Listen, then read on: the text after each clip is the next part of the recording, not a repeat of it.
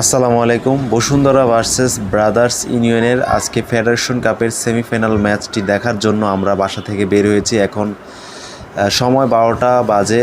আবহাওয়া কিন্তু দেখতে পাচ্ছেন চারোদিকে ফ্রেশ, বৃষ্টির কোনো আবহাওয়া নাই। তো একটু পরে দেখতে পারবেন যে আসলে কি হয় আমাদের সাথে। তো আমরা স্টাফ কোয়ার্টারের উদ্দেশ্যে আসলাম। এখান থেকে আমরা বাসে করে অসীম অথবা আসমানি বাসে আমরা যমুনাতে যাব। এরপর ওখান থেকে আমরা সিএনজি অথবা বাইকে করে কিংস এরিনাতে রওনা দেব। খেলা কিন্তু 2:45-এ শুরু হবে আজকে। আমরা এখন বাসে আছি। বৃষ্টি শুরু হয়ে গিয়েছে, যমুনার কাছাকাছি আমরা চলে এসেছি। তো আসলে জানি না কী করব, বৃষ্টির মধ্যে দেখা যায় সব কিছুই পাওয়া মুশকিল। সিএনজি বাইক আর যাওয়া হবে না। এখন কিন্তু সময় অলরেডি আপনার 1:30টা বেজে গেছে। আর স্টেডিয়ামের কাছাকাছি যেতে কয়টা বাজে বলতে পার। আমরা এখন যমুনা ফিউচার পার্কের সামনে বৃষ্টির ভিতরে আটকে আছি।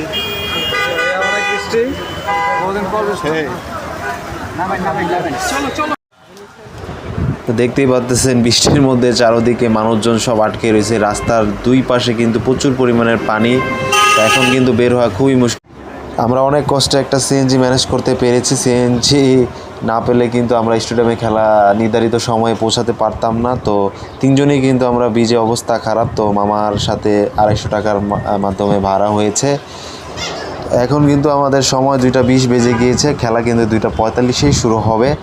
তো বৃষ্টির জন্য আমরা কিন্তু আসলে খুবই একটু হতাশ হয়েছি, কারণ বৃষ্টির কারণে আমাদের চারোদিকে একটু সমস্যা হয়েছে। পানি দিয়ে পুরো ভরে গেছে বসুন্ধরা এলাকা।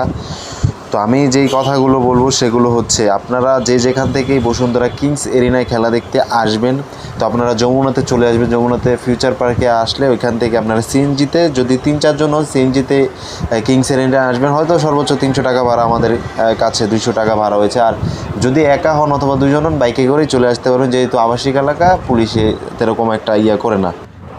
খেলা কিন্তু কিছুক্ষণের মধ্যেই শুরু হয়ে যাবে। তো স্টেডিয়ামটা আমি দেখাচ্ছিলাম, ওই উপরে কিন্তু আপনার ক্যামেরা সেট করা, মানে টি স্পোর্টস যারা লাইভ করে তারা কিন্তু ক্যামেরার মাধ্যমে খেলা সম্প্রচার করে থাকে। এখানে কিন্তু টিভি বক্সও রয়েছে। তো প্লেয়াররা কিন্তু মাঠে প্রবেশ করতেছে দেখতে পাচ্ছেন। আর বসুন্ধরার খেলাগুলো আসলে সম্পূর্ণভাবে ফ্রিতেই দেখা যায়। তো পরিচিত কেউ থাকলে দেখা যায় আপনারা এক্সট্রা ফ্যাসিলিটি পাবেন, প্লেয়ারদের সাথে দেখা করতে পারবেন। তো অনেক একটা মজা পাবেন। তো আর এমনিতে আপনারা যারা আসতে চান যে খেলা দেখবেন মাঝে মাঝে, তো ওই ক্ষেত্রে টিকিটের কোনো প্রয়োজন নেই, কারণ বসুন্ধরার বা এমনি প্রিমিয়ার লিগের ম্যাচগুলো আসলে এমনিতে ফ্রিতেই খেলা দেখা যায়। তো স্টেডিয়ামে আসবেন, টাইম হয়ে খেলা দেখতে পারবেন। তো আমরা আমাদের এলাকার এক ভাইয়ের মাধ্যমে এসেছিলাম। ব্রাদার্স ইউনিয়ন কিন্তু একটি ফ্রি কিক পেয়েছে, মারাত্মক, খুবই ঝুঁকির মধ্যে ফ্রি কিকটা। ফ্রি থেকে কোনো গোল পায়নি। ব্রাদার্স ইউনিয়ন কিন্তু আরেকটি কর্নার পেয়েছে। তো কর্নার থেকে দেখা যাক, কিছু করতে পারেনি। তো কর্নার শট করেছে, তো কিছুই করতে পারেনি। তো ম্যাচটি কিন্তু খুবই টান উত্তেজনার মধ্যে গিয়েছে। বসুন্ধরা কিন্তু শেষ পর্যন্ত 4-0 গোলে জিতে যায় এবং ফাইনালে চলে যায়। ফাইনাল কিন্তু আগামী 19 মে শুরু হবে। ব্রাদার্স ইউনিয়নের ডিফেন্ডার কিন্তু আহত হয়েছে, আর বসুন্ধরার স্ট্রাইকার ডোরিয়নতে সে কিন্তু দেখছে। ম্যাচ কিন্তু শেষ। ডোরিল্যান্ড কিন্তু প্লেয়ার অফ দ্য ম্যাচ হয়েছে। 4টি গোলের মধ্যে সেই কিন্তু 2টি দিয়েছে। তারা ফাইনালে চলে গিয়ে খেলা কিন্তু শেষ হয়ে গিয়েছে। পুরো স্টেডিয়াম ফাঁকা। আমরা স্টেডিয়ামের মধ্যে কিছু ছবি তুলছি এবং আমাদের একটি গাড়ি আসবে। তারপরে আমরা এখানে যারা আছি সবাই আর কি যমুনাতে চলে যাব। এরপরে যে যার মতো বাসায় চলে যাব। পাশে কিন্তু আপনার ক্রিকেট স্টেডিয়াম রয়েছে, এখানে কিন্তু খেলা চলছে। তো আমরা ভাবলাম যে একটু খেলাও দেখি। তো মাঠের সাইডে আমরা খেলাও দেখতেছিলাম। এখানে একটি ম্যাচ চলতেছিল। তো এটিও একটা সময় বড় মানের স্টেডিয়াম হবে। আপাতত এখানের কাজ এখনও সম্পূর্ণ হয়নি, কাজ চলমান। তো এখানে আশা করি এক সময় ন্যাশনাল টিমের খেলাও চলবে। মোটামুটি আজকের ম্যাচটা কিন্তু খুবই সুন্দর হয়েছে এবং আমরা কিন্তু মোটামুটি সব প্লেয়ারদের সাথে আমাদের দেখা হয়েছে, কিন্তু সবার সাথে ছবি তোলা হয়নি। তো আশা করি আমাদের বাংলাদেশ ফুটবল এগিয়ে যাবে। এবং আমি কিছু কথা বলবো, সেই কথাগুলো হচ্ছে, আপনারা যে যেখান থেকে বসুন্ধরার খেলা দেখতে আসবেন, সমস্যা নেই। আসলে খেলা দেখলে আমাদের মন মেজাজ ভালো থাকবে। তো বাংলাদেশ ফুটবলকে আমরা সাপোর্ট করব যাতে ফুটবল এগিয়ে যায়।